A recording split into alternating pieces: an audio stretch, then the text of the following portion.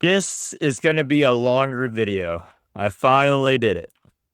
After many hours, lots of PvP, lots of clips, I made a comprehensive PvP guide as of the 2025 meta.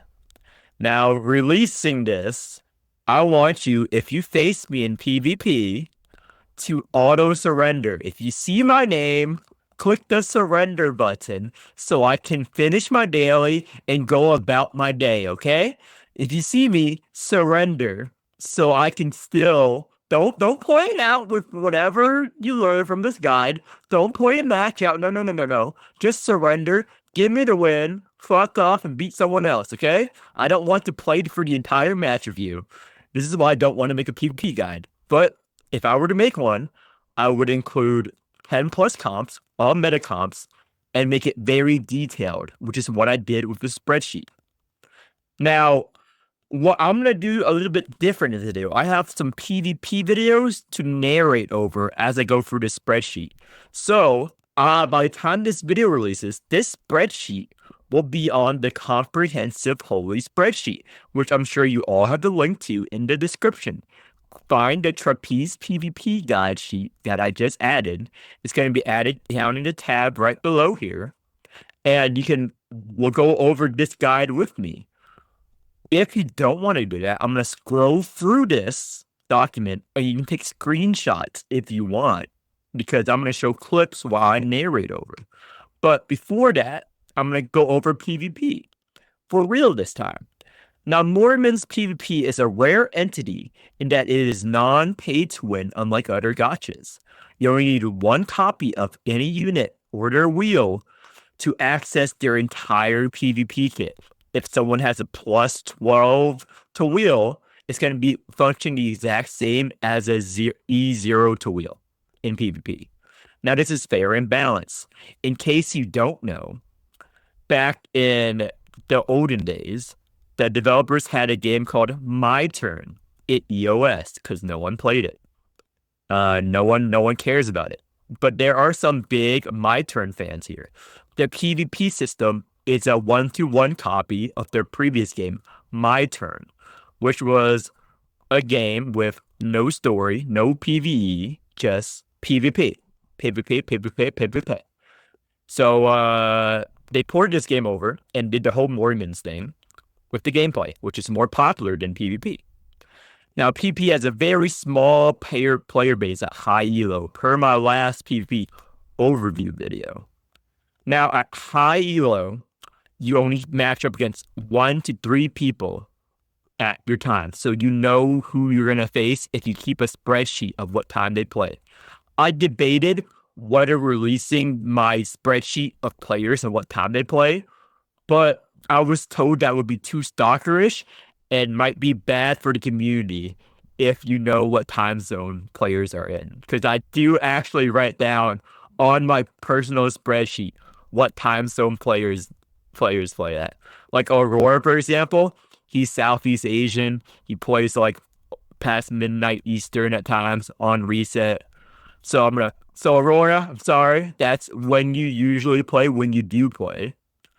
And other Chinese players play at specific times. So there are certain time frames that if you want to be stalkerish about it, you can plan out what comps you're likely to play at. Like, let's say on a Sunday from 9 p.m. to 11 p.m. Eastern. Ideally, you're going to play against 3 Lotan teams, 2 Tulu teams, etc. I had to all plan out. So how the spreadsheet is, like, everyone could do this on their own because there's so few players at high elo. Everyone can do it, and everyone has, creature of habit. We all play PvP at the same time, unless they're me, which I, made this spreadsheet. I play different times, so I can build my own spreadsheet, so I can know which comps are active at which times, so I can counter them. Because as PvP, I made this whole Pokemon thing, and I did the weaknesses down below of every comp. Comps counter X comp. Now, this guide will feature every comp that I play against, and it will not feature the comps that hard counter me. Because the comps that hard counter my comps, I did not put into this spreadsheet. I will reveal to you on purpose. I did not reveal any comps that have a positive win rate against my comp. Okay. So it is complete in the sense that I show you every comp that I generally have a 50% or higher win rate against. So getting that out of the way, I'm honest. So why does this matter? At high elo in Morimens, if you play against a comp that counters your comp, you have a 10% or less win rate. Now, in other PvP games, say League of Legends, R6, any other PvP, if you have a comp that counters your comp in Team Selector, you can still carry, you can still outplay, and at worst, you're like 38%, 40% win rate. Even League of Legends, like 43, 45, or 4% win rate against that unit, etc. Lane matchups, etc.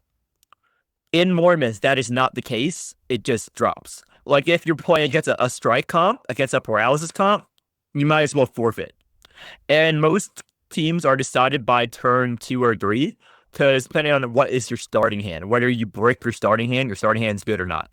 So if both players are at the same high skill level, like let's say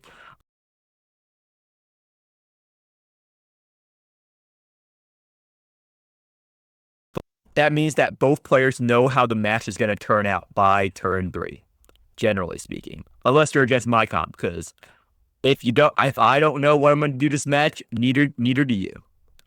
So basic PvP comps can be matched, can be, categorized into 3 or 4 types.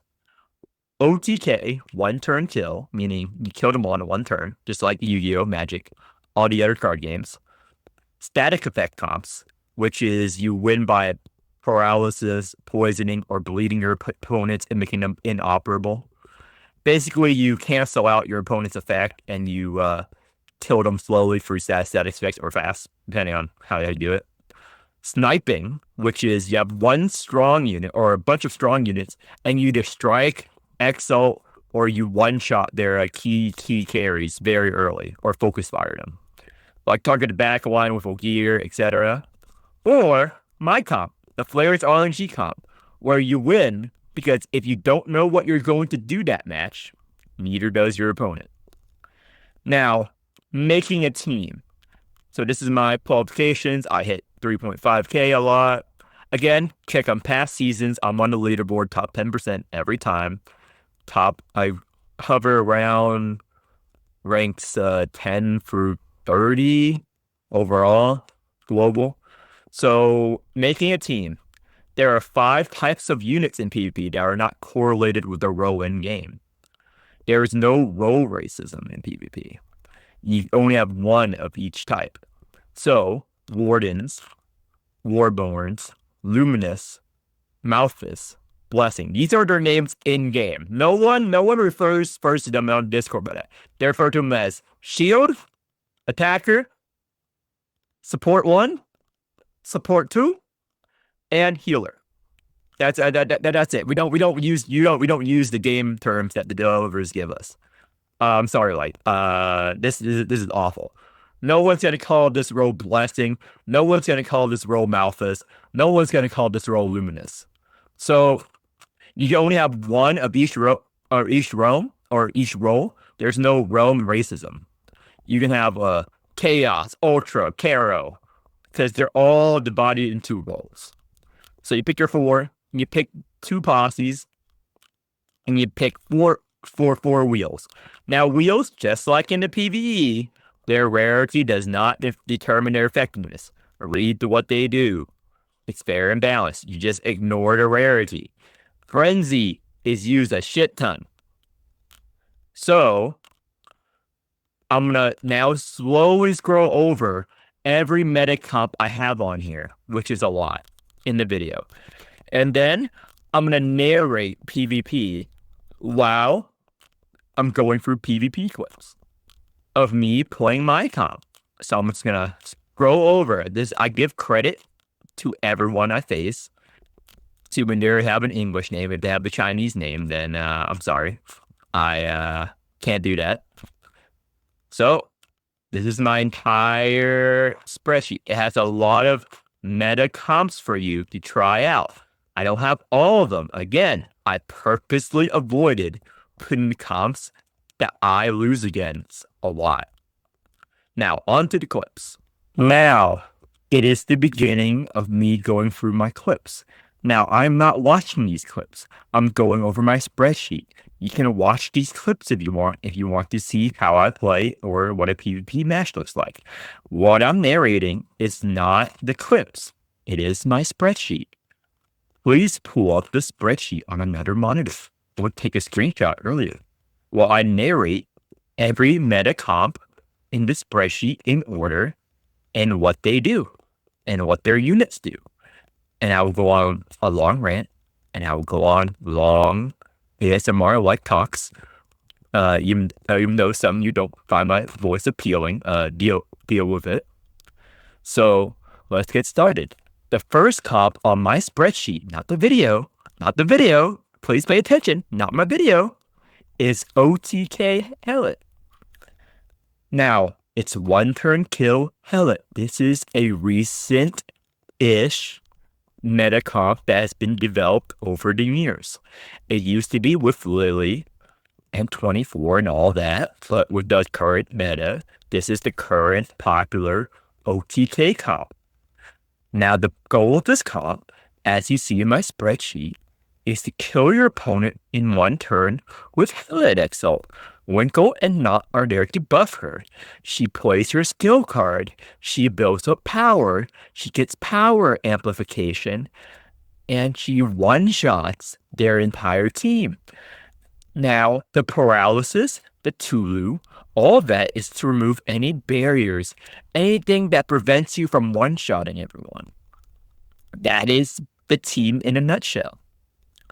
Now, paralysis stuff also prevents strike teams like Lotan from destroying your Hellet.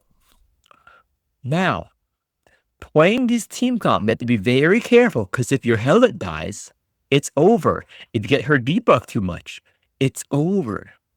Now, on to the next team, my team. Again, since I'm making you this guide, please just surrender and leave me alone, you fucks. You fucking ungrateful fucks. If you see me in PvP, click that surrender button. Save my time, please. I made this PvP guide for a reason. Save my fucking time. Don't waste my time and I won't waste your time. Click the surrender button and get the fuck out of my face, okay? So, the Flares RNG team is a team that only I play. Minus Frost, but he doesn't PvP much. I taught him this team. So the goal of this team is to win through pure RNG and make your opponent's life as miserable as possible by hitting the effects you want. Now, how do you do that? Lots of prayer. So before playing this team, I recommend you go to your local church, mosque, or temple, depending on what religion you believe in. And if you don't believe in any religion, start believing. Visit all of them. Because that's the point of Birth of a Soul. Birth of a Soul is a battle pass wheel. It is known as one of the most powerful PvE wheels and one of the most powerful PvP wheels. Why? Birth of a Soul in PvP can be any wheel minus one cost. Every time you play a card, whether it's a strike or a skill card or any of these status spec cards, illusion, etc., it changes into a random wheel in the game, but costs one less. This makes this team very flexible, and it can counter any team you face, depending on what wheel you are. Now, normally, you cannot counter every team in the world, but with this wheel, you can, if you believe hard enough, if you pray hard enough. What do I mean about that? Let's say you're against a Nymph team. You pray you get the Dispel wheel, and when they inflict poison on you, you remove all the poison from your team, and they surrender. This is what happens most of the time. If you win the RNG roll. Now, there's a lot of wheels in the game, but that doesn't matter. You pray. You pray, and with enough faith, this wheel will magically turn into the wheel you need to counter your opponent team and win the game. Everything else about this team is worthless. People have tried to snipe my Toledo. She's not the key of this team. People have tried to snipe the Wanda, the Caucus, the Karen. They can all die. Everyone can die. And no one is important on this team. The only thing that's important is the RNG. Okay? All that is important is the faith you have in me and in the power of glue. Okay? So you don't care about anything else. You care about the birth. You care about rolling what you want. You see a strike team, you pray you roll that paralysis. You see a buff team, you pray you roll that cleanse all buff from enemies. And you will hit it. That is the concept of this team. The only weakness is your lack of faith, okay? Every time you lose, it's not because they played better than you or you played bad. It's because you didn't believe hard enough. It's because you didn't go to church enough. It's because you didn't pray to Muhammad enough. It's because you didn't visit the local temple enough. Your tithes isn't good enough. If you're a pagan, it's because you didn't offer enough sacrifices. If you're a Wiccan, you didn't offer enough sacrifices. If you're a Viking, you didn't kill enough people in battle. That's your fault. You need to take steps in real life to make this comp work. If you don't, you only have yourself to blame. Now, what happens if you keep missing? You don't understand. No. You keep playing this comp until you understand that you don't matter. We don't matter. Nuclear war doesn't matter. Palestine and Israel doesn't matter. Ukraine, Russia doesn't matter. All that is just concepts, okay? Like, all that matters is RNGesus. That is the only God you should believe in. That is the only faith. That is the only conflict you should believe in. The battle inside of yourself. The battle to hit, okay? Now, in war, it doesn't matter. Starvation, famine, all the bad things in the world can be solved with RNG. If there's someone starving, the solution is to not donate them food, is to pray that someone else donates them food, okay? It's to pray that food magically appears on their lap.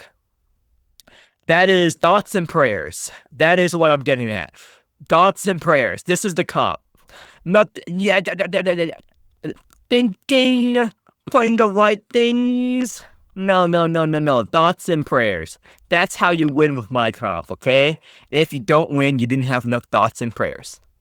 So that is what I'm trying to go with this. Next comp. The all new door scene one-shot Miriam Judo gear comp. Now, what this comp entails is to snipe your opponent's key units. Okay? So the Miriam is there to dispel debuffs with her exalt or her card. Now, if they have a counter, dispel. If they have a taunt, dispel. If they have a huge shield, dispel. If they're gonna fucking destroy you one turn kill, dispel. You fuck them over. Now with the Queen EX4, make Ogier tanky as fuck. Treasure rarity, you're gonna make whoever lives survive, do a lot of damage. Now Ogier makes someone taunt and targetable. So you Dorothy doll, you fucking caster posse, and you destroy their carry. You destroy them, make them believe that they have Clem on their team, a fucking useless bug, good for nothing dog shit unit. You turn their unit into Clem, worthless and dead, just like she should be. Now, the weakness, a better sniper. Taunts that are up without Baron the spell. Status effect teams. Another OTK team that kills you faster. And my comp, because you pulled the right cards, because you have enough thoughts and prayers. Okay? With enough thoughts and prayers, you can do anything. Now, long paralysis top 1. This is just a Tulu comp. So the goal is, you stun them. Use Feint to steal their buffs. That's it. Very simple. Now, the weaknesses. A smart opponent. This is one of the early basic noob trap comps that's been going around. If you have a smart opponent that knows how to counter this comp, you just lose. That is the answer. Now, without spoiling it, I'm not gonna tell you how to counter this comp. If you have two brain cells to rub together, you will figure out how to counter this comp. I'm just showing this as a way of example of a bad comp. Now, Rosie's comp. How does this comp work? I do not know. The weakness, my comp. I think I have a very positive win rate against Rosu. I do not know how their comp works because I always win in different ways every time. So I think my comp just hard counters this comp. So if you want to know what his win condition is, ask Rosu because I have no idea what her win condition is. Now, Akadaka's Salvo Greppa stall.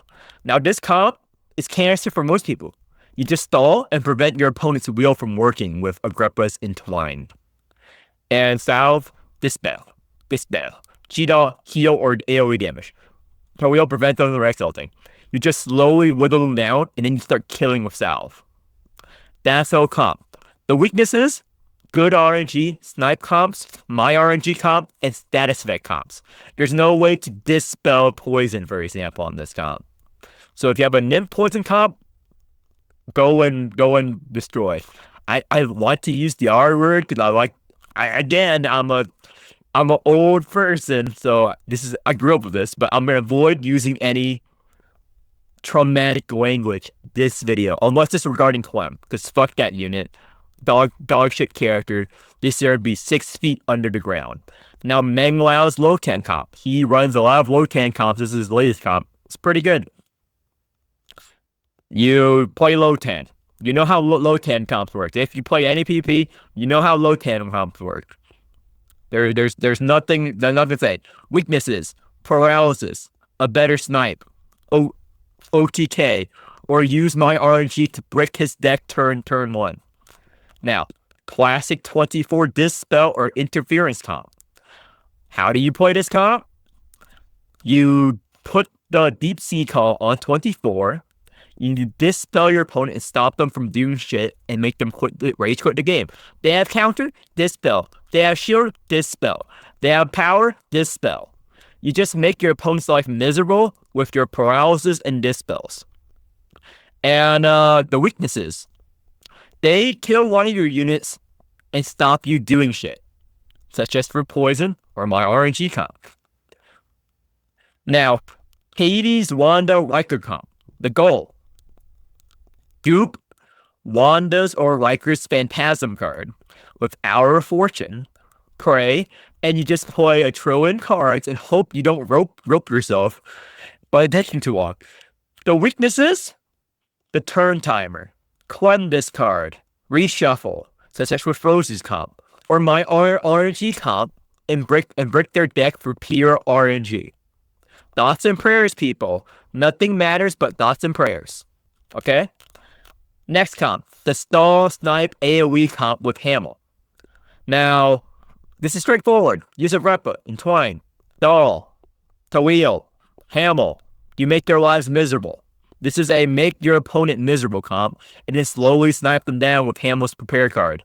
Weaknesses, my RNG comp, status effect comps, an early snipe, a faster one-turn kill. Now, Nymph, a basic bitch Nymph poison team. Strength. All the comps I mentioned are countered by this. You build up poison, 40 plus poison, and then you kill them. That's it. Erica is there for her punishment, to stun them, to stop them from one-shot low-tanning, one-turn killing you before you one-turn kill them with your poison. So you kill them with poison. Now, weaknesses. Cleanse. No one runs cleanse because this comp is rare. You don't run cleanse for one comp. That's where my comp comes into play. You, with enough thoughts and prayers, you RNG dispel birth and they surrender. Because if you have that cleanse card, they auto surrender. They're done. Their comp doesn't do shit. Now, other notable comps that aren't mentioned because they're out of meta. Jenkins. Everyone remembers the Jenkins nightmare. She's not popular at the moment because of the current OTK and Lotan resurgence. But Jenkins might come back and terrorize us once again. Goliath, found dead in a ditch because Dorson took over his role as an excellent one-shotter. It's unknown if he ever comes back. Sonda's Elite Death comp stays dead due to newer units killing things too fast. Power crap. Used to be, you play this Elite comp, your entire team dies, she reses them. Now, when your entire team dies, they stay dead. Because all of your teams are dead that turn. Lily 24 OTK comp. It fell through resurgence of the Hellet comp and Bispell comps. It might make a comeback once other comps fall off. Liz, found to be trash, just like her old trash counterparts, due to better snipers now. So, she's now worthless because she got power crept, just like her PvE version. Jellet. In a reverse scenario, Hellet is meta, Jellet isn't. Clem. Remains a complete dog shit unit. Players go out are infecting your account. Worst PvP unit. Just like the disgusting maggot she is. Recommend to delete your account, play StarCraft or Helldivers, where you can eliminate the bug threat once and for all. What can she do to earn my favor? Kill herself. I want her dead. That's what she could do for me. Dog shit unit, dog shit character. Anyway, players out. PvP guy's over. Don't ask me for this shit again. Fucking dog shit, complete disgusting waste of breath unit. Dog shit Clem, found in the homeless shelter. Fuck, even worse than a homeless shelter, dude. She's fucking begging on the streets, wanting, throwing away food, just a fucking gold digger. Disgusting ass unit. Players out. It's endless halls, eternal flame. Clem the bug, exterminate the horde. Wanda's chains will rule no more. Liz and Tink so weak, so vile. Cast them forth to burning trial. Pull blue. The path is clear. Wield the Costco, cast out fear. Pull blue. Their might is vast. Strike with force, ultra won't last. Sacred steel, immortal weight. Costco's power seals our fate. Pull blue. The keepers rise, the relics burn, the ultra dies. Pull blue.